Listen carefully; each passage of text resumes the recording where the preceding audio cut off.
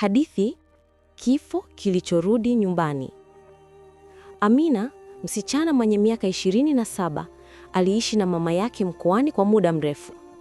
Baada ya kupata kazi mjini Dar es Salaam, alihamia kwenye nyumba ndogo ya kupanga Kimara. Nyumba ilikuwa nzuri, ila jirani yake, Baba Mtambo, alikuwa mkimya kupita kiasi.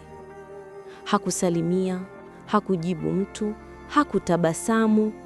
Watu wa mtaa walimuita mlevi wa giza kwa sababu usiku alionekana akizunguka peke yake bila sababu. Lakini Amina hakutaka kuhukumu mtu.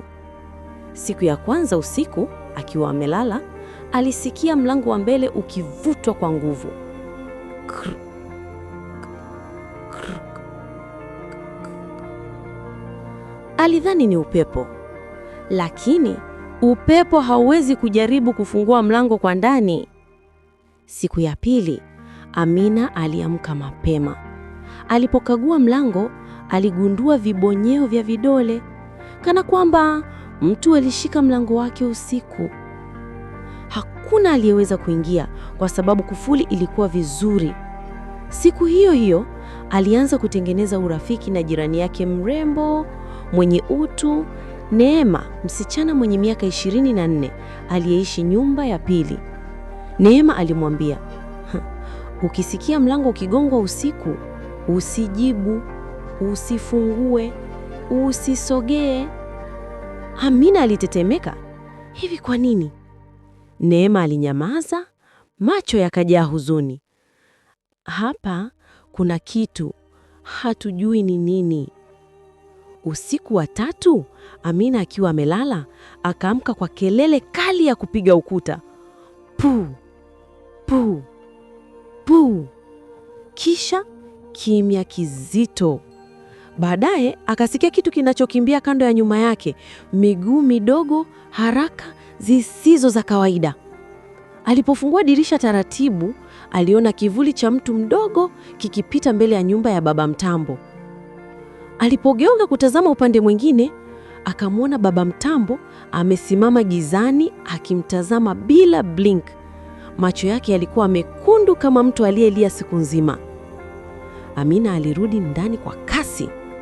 Usiku ule hakuweza kulala. Siku iliyofuata, watu walikusanyika mtaa mzima. Mtoto mmoja wa jirani aliyekuwa hupotea mara kwa mara hakurudi nyumbani jana. Watu walipoanza kuuliza, ilitajwa kwa sauti ya chini kwamba mara ya mwisho mtoto yule alionekana akaruka ukuta wa nyumba ya Baba Mtambo. Lakini polisi walipokuja, hakuna chochote walichokikuta. Hakuna damu, hakuna alama, hakuna ushahidi wa kuvunjwa kwa kitu. Jioni, Amina alimtazama Baba Mtambo akirudi nyumbani na mfuko mweusi mkononi. Akafunga mlango wa nyumba yake kwa kasi. Kisha taa zote zikaingia giza. Hakutoka tena. Usiku ulionekana ni wa kawaida hadi Amina akapokea ujumbe kutoka kwa namba isiyojulikana. Usilale na mwanga wote ukiwaka, napenda giza.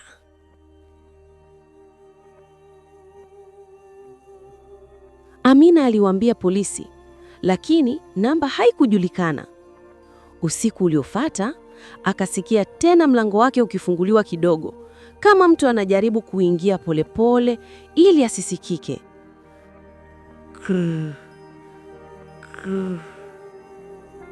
Kisha sauti ya kike ikasema kwa upole, Amina, msaada. Amina alitetemeka. Sauti ile haikuwa ya mtu mzima, haikuwa ya jirani. Ilikuwa kama sauti ya mtoto.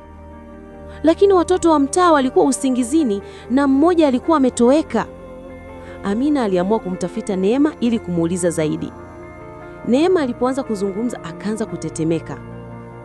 Miaka 2 iliyopita, mtoto wa Baba Mtambo alipotea, hakupatikana. Tangu siku ile, watu walisikia akigonga milango usiku, lakini hakuna aliyemuona kwa macho. Neema kaendelea. Baba Mtambo alibeba lawama, alijifungia ndani. Wengine wanasema roho ya mtoto wake ilirudi nyumbani. Amina akauliza, kwa nini ungependa kuamini hivyo? Neema akamwangalia kwa macho mekundu kwa machozi. Kwa sababu usiku huwa nasikia sauti ya mtoto akiniita kwa jina langu. Saa 8 usiku Amina aliamka tena. Lakini wakati huu hakusikia mlango. Aliisikia sauti ya kupiga mbio ndani ya selebu yake. Kisha mlango wake wa chumbani ukafunguliwa taratibu. Ki. Amina akajifunika shuka. Kivuli cha mtoto kikatembea kuelekea kitandani. Sauti nyemba ikasema, nimeona sura yako, sasa ni zamu yako kuiona yangu. Taratibu sana, kivuli kikapanda kitandani. Amina alijikaza kufungua macho. Na hapo ndipo alipoona kitu ambacho kitamuumiza maisha yake yote. Uso mweusi uliokauka, macho meupe, mdomo uliopasuka, kana kwamba mwili ulikuwa umekaa ardhini miaka 2 bila kuzikwa vizuri. Alimtazama kwa ukaribu. Akasema, shukuru baba yangu aliniua, siwezi kuacha niteseke peke yangu. Kisha vyombo vikapasuka selebuyani, taa zikazima, nyumba ikawa baridi ghafla. Asubuhi yake watu wa mtaa walikusanyika tena. Nyumba ya baba Mtambo ililipuka kwa moto mkubwa. Alipatikana amejiua ndani akiwa amefunga tanzu. Karibu na mwili wake ilikuwa na mfuko mweusi wenye mifupa ya mtoto wake. Polisi walikagua nyumba ya Amina. Walimpata Amina peke yake, akiwa hai lakini hana sauti, macho yameganda kwa hofu, amejifungia chumbani. Kitu kinachotisha, kwenye ukuta wa chumba chake kwa damu kuliandikwa, Amina ni rafiki yangu, mtu wa mwisho aliyeniacha. Amina alihama eneo hiyo. Leo anaishi mbali sana, lakini ana ndoto moja inajirudia kila usiku. Kivuli cha mtoto akigonga mlango akisema, Amina, nimekufuata.